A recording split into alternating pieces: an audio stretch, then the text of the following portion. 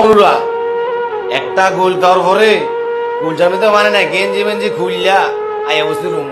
কি duty duty খালি বলি হ্যাঁ হ্যাঁ রাজা তো ঠকে বাংলাদেশের মানুষ কত মারা যাবে কত কিছু হইব খুন খারাপি এটা এটা কত কিছু হইব তো ব্রাজিল এমন একটা দল